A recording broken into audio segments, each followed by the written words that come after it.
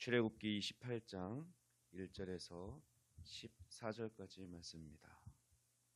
대표로 봉독합니다. 너는 이스라엘 자손 중 내 형 아론과 그의 아들들 곧 아론과 아론의 아들들 나답과 아비후와 엘레아살과 이다말을 그와 함께 내게로 나오게 하여 나를 섬기는 제사장 직분을 행하게 하되 내 형 아론을 위하여 거룩한 옷을 지어 영화롭고 아름답게 할지니 너는 무릇 마음에 지혜 있는 모든 자 곧 내가 지혜로운 영으로 채운 자들에게 말하여 아론의 옷을 지어 그를 거룩하게 하여 내게 제사장 직분을 행하게 하라.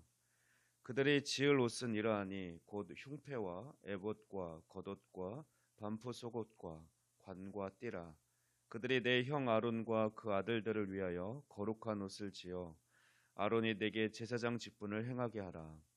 그들이 쓸 것은 금실과 청색, 자색, 홍색 실과 가늘게 꼰 배실이니라. 그들이 금실과 청색, 자색, 홍색 실과 가늘게 꼰 배실로 정교하게 짜서 에봇을 짓되 그것에 어깨바지 둘을 달아 그 두 끝을 이어지게 하고 에봇 위에 매는 띠는 에봇 짜는 법으로 금실과 청색, 자색, 홍색 실과 가늘게 꼰 배실로 에봇에 정교하게 붙여 짤지며 호마노 2개를 가져다가 그 위에 이스라엘 아들들의 이름을 새기되 그들의 나이대로 6 이름을 한 보석에 나머지 6 이름은 다른 보석에 새기라. 보석을 새기는 자가 도장에 새김같이 너는 이스라엘 아들들의 이름을 그 두 보석에 새겨 금태에 물리고 그 두 보석을 에봇의 두 어깨바지에 붙여 이스라엘 아들들의 기념 보석을 삼되 아론이 여호와 앞에서 그들의 이름을 그 두 어깨에 메워서 기념이 되게 할지며 너는 금으로 태를 만들고 순금으로 노끈처럼 두 사슬을 닦고 그 따은 사슬을 그 태에 달지니라. 아멘. 네, 오늘 본문이 포함된 28장과 다음 장 29장은 25장에서부터 언급되어 오던 성막에 관한 규례에 대한 설명을 잠시 멈추고 제사장 가문으로 성별된 아론의 집안과 또 그들의 복장, 또 제사장의 활동 범위에 대한 규례를 말씀해 주십니다. 그러나 이것은 성막과 관계가 없는 것이 아닙니다. 이는 30장부터 다시 계속해서 성막에 대한 규례의 말씀이 이어지는 것을 통해서 알 수 있습니다. 또한 제사장은 하나님과 인간 사이의 거룩한 중보자로서 성막 내에서 그 역할을 담당하기 때문에 성막과 별개로 언급할 수 없는 것입니다. 하나님은 당신이 임재하실 성막과 관련하여 성막을 관리할 구별된 담당자를 세우십니다. 오늘 본문 1절 말씀 보면 바로 아론과 그의 아들들입니다. 이들은 하나님께 제사를 드리는 거룩한 제사장 직분을 얻게 된 것은 이들이 어떤 자격이나 능력이 있어서가 아니라 하나님의 무조건적인 지명과 위임의 축복인 것입니다. 만약 특별한 자격이 필요했다면 아마 하나님께서는 이러한 아론을 세워라 라고 말씀해 주셨을 것입니다. 그런데 오늘 본문에서는 그들을 임명하는 이유를 언급하시지 않으셨습니다.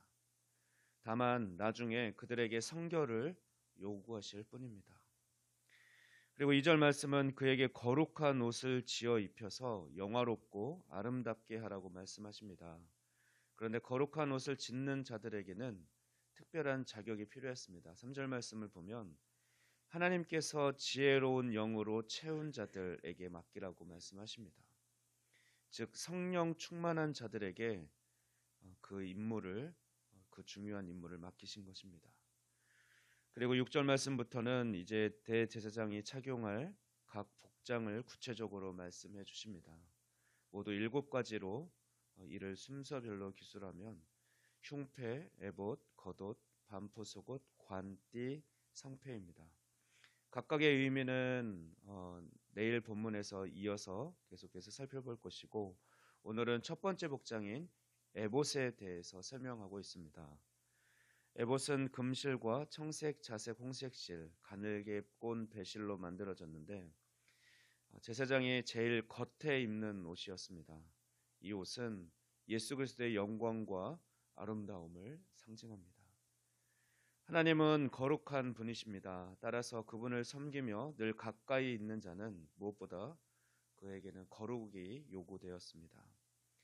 그러나 인간은 본질적으로 죄에 오염되어 있기 때문에 스스로는 거룩할 수 없어서 하나님께서는 당신을 위해 봉사하는 제사장에게 거룩하다는 그 표시로 특별한 복장을 만들어 주시고 착용케 하신 것입니다. 하나님은 아론의 가문을 제사장 가문으로 택하시고 일반 백성들과는 구별되도록 거룩하고 영화로운 옷으로 입혀주심으로써 그들이 하나님의 영광을 덧입고 거룩한 임무를 수행하는 자라는 그런 표시를 주셨습니다. 베드로전서 2장 9절 말씀에서 하나님은 우리를 왕 같은 제사장이라고 말씀해 주십니다. 그러나 너희는 택하신 족속이요 왕 같은 제사장들이요 거룩한 나라요 그의 소유가 된 백성이니. 그런데 이 말씀에 앞서서 2장 4절 5절 말씀에서는 우리가 예수 그리스도를 덧입어 거룩한 제사장이 된다고 말씀하십니다. 보배로운 산돌이신 예수께 나아가 너희도 산돌같이 신령한 집으로 세워지고 예수 그리스도로 말미암아 하나님이 기쁘게 받으실 신령한 제사를 드릴 거룩한 제사장이 될지니라. 이처럼 하나님께서 성별하신 자에게 세상과 구별되는 표식을 주십니다. 하나님께서 우리를 제사장 삼으셨는데 그럼 우리에게 주신 특별한 거룩한 표식은 무엇입니까? 바로 우리에게는 세상 사람들이 누리지 못하는 성령의 내주하심, 성령을 모시는 특별함을 주셨습니다. 그래서 우리의 안에는 늘 기쁨과 평안이 있습니다. 또한 예수 그리스도를 믿고 의지함으로 우리에게는 영원한 생명이 있습니다. 이것이 바로 하나님께서 영적 제사장으로 부르신 우리에게 내려주신 표식입니다. 우리 오늘도 이 말씀을 기억하고 왕 같은 제사장으로서 구별된 삶, 또 예배의 삶을 살아갈 수 있기를 소망합니다. 기도하겠습니다. 창조주 되시며 우리의 구원자 되시는 하나님을 찬양합니다. 우리를 창세전에 택하시고 구원해 주신 구원의 은혜에 감사를 드립니다. 예수 그리스도의 십자가 보혈로 우리를 깨끗하게 하시고 거룩한 제사장 삼아 주신 하나님, 오늘도 우리가 하나님의 말씀에 순종하여 구별된 삶을 살아가며 거룩한 산 제사를 드리길 원하오니 오늘 하루도 우리의 마음과 생각을 지켜주시고 우리의 걸음을 선하게 인도하여 주시옵소서. 오늘도 우리의 기도에 신실하게 응답하실 하나님을 찬양합니다. 이 모든 말씀 우리 주 예수 그리스도의 이름으로 기도하옵나이다. 아멘.